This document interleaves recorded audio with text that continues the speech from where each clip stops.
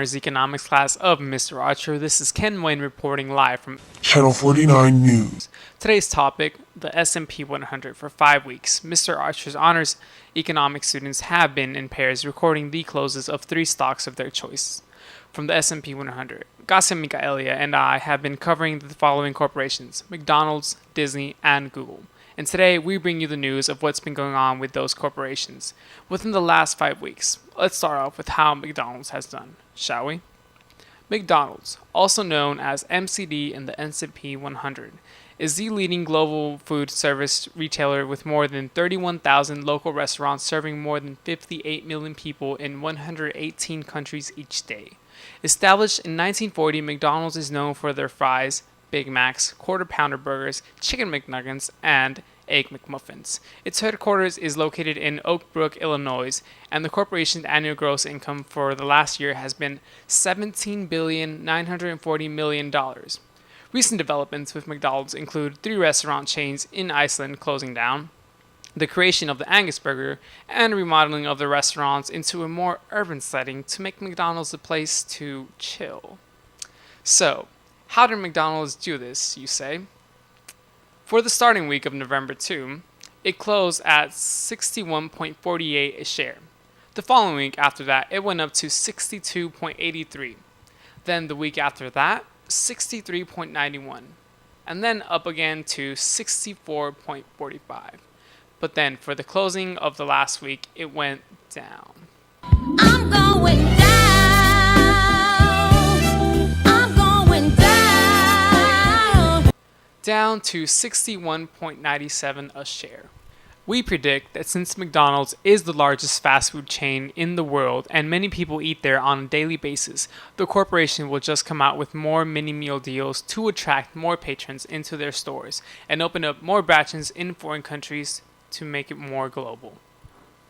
And now to Garcia with the reports on Disney. Now, let's move on to Disney, also known as DIS in the stock market. Founded by Walt and Roy Disney back in 1923, Disney is the largest media and entertainment conglomerate in the world. It's known for its streams of television shows, movies, theme parks, and many other family-friendly products. Its headquarters are located at Walt Disney Studios in Burbank, California, with an annual gross of $5.7 billion for the last year.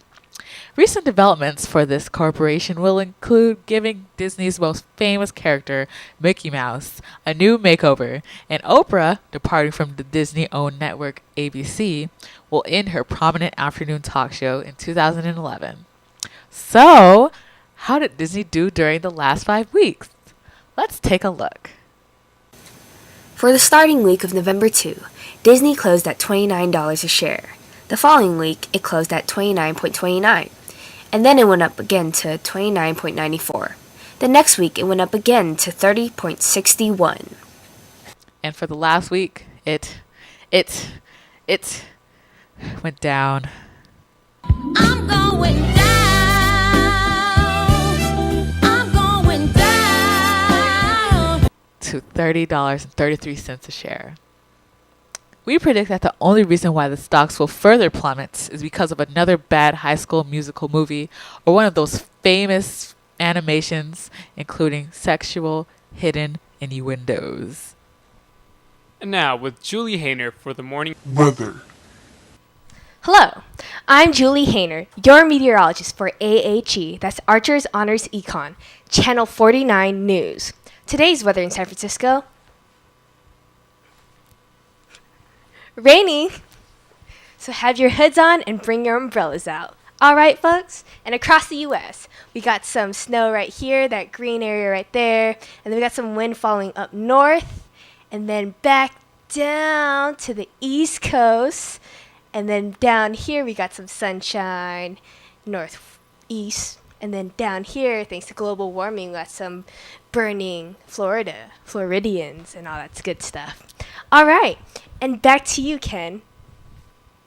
And now, for our last and final stock that Garcia and I covered, Google. Its corporation acronym is GOOG, established in 1998. Google's headquarters are located here in Mountain View, California, with an annual gross of $13,700,000,000. Google specializes in computer and internet-related applications such as websites, programs, and its most famous creation ever, Google.com, the world's #1 search engine. Google is also the owner of YouTube, the popular video streaming website, and shares a partnership with AOL of Time Warner. Recent developments with Google include Page Creator, a website that helps you design your own website, Dodgeball, a cell phone social networking software, and Google Chrome, an internet browser. Now, let's take a look at how Google did over the past 5 weeks. For the first week of November 2nd, Google closed at $548.65 a share. The following week, it jumped